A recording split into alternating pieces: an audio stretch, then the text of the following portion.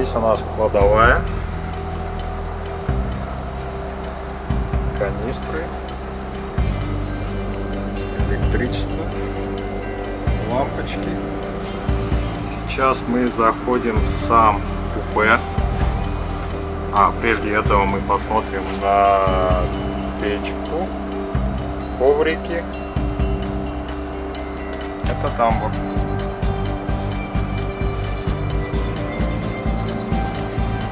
Заходим сюда и сюда.